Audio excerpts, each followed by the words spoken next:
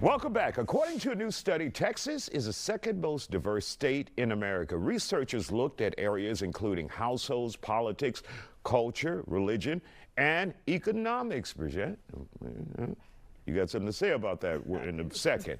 Here's how other states stacked up. Nevada came in at number 5, Florida 4, New Mexico 3, and California number 1. Our guests are back. And Bridget, last week we just talked about Houston being the poorest big city, one of the poorest big cities. So Exactly. Does this math? It doesn't track. You know what I'm saying? Like I said last week, that there's no way that Houston can be the poorest, largest city, and now we're back with number 2 is for economics. Really? Yeah. Make up your mind. Pick a struggle. Which one? Are we the poorest? Are we the richest? Which one is it? Because then Pearland was named one of the richest parts to live in. Mm-hmm. So make up your mind. We're just trending. We're just like celebrities right now. They're just like, that's why people keep moving stories. here. Exactly. And we need to figure out, are these studies and reports legitimate? That part. Or they could just be, you know, websites throwing them up. Or it could be AI. Now, Jenny, let's talk about the diversity. Good thing to have that here in the state of Texas? Oh, absolutely. I mean, I'm Latina. I speak Spanish, so I do real estate. I get to work with Latinos or people that speak Spanish or English. Food is great, so I love that. I miss that every time that I'm somewhere else. So I think that it's great because it makes us also to be more open-minded. At one point, Ben, you know, many people said Texas, Houston struggle with an identity. But now we embrace it all, and now we become most diverse. I feel like we've always kind of embraced it all. Like, as long as I can remember, there's always been so many different segments of Houston. Like, you go down Bel Air, most of the signs aren't even in English.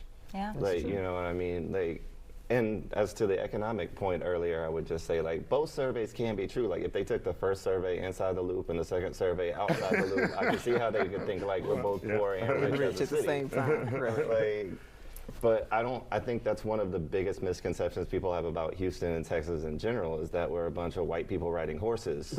Like, and that couldn't be farther from the truth. Yeah, like, I agree. We all get along well as a city because we've all been together for the longest time. And what do you see, Bridget, as the positives of diversity in a state like Texas? Because like Ben said, people have one impression about this place, and you get here and it's totally different. Yeah. I mean, for me, like I said, the diversity, because we have the Port of Houston.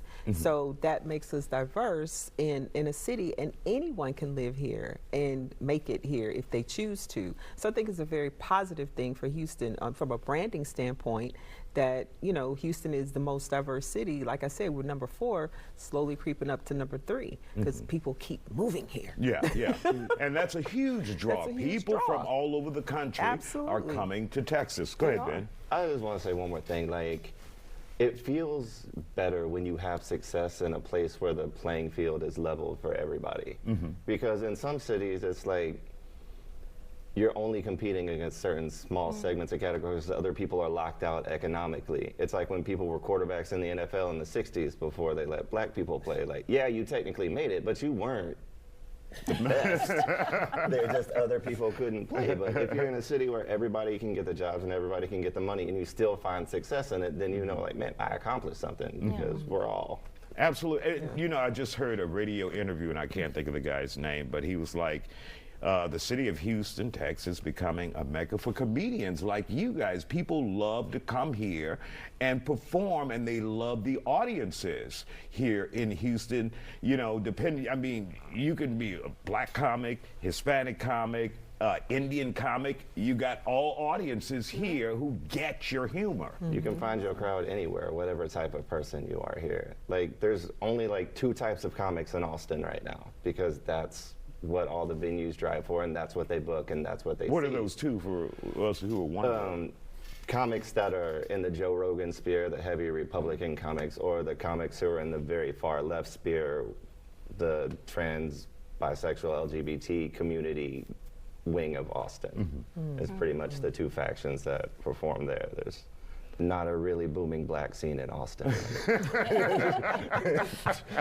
And do you think this will continue causing Texas, Houston to grow? In the last 30 seconds, you both there. I think that definitely more people are interested in moving to Houston for sure. And I think that now that we're seeing a lot more film and more people being on TV as well, everybody are just seeing like the opportunity. And because we see that, you know, different colors, races, I think that everybody felt that there's more opportunity here. So absolutely. Yeah, and celebrities are moving here too, because they can walk the streets and we're just like, oh, hey, that's so-and-so. Hey, what's up?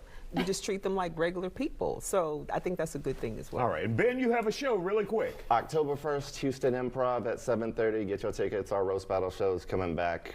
For all y'all that bought tickets for the September 14th, thank you, but it got rescheduled to October 1st, so please come out and see us. All right, check Ben out, and we want to thank you guys for checking us out. Have a good one, everyone. Wave good night, goodbye from this very diverse show as well.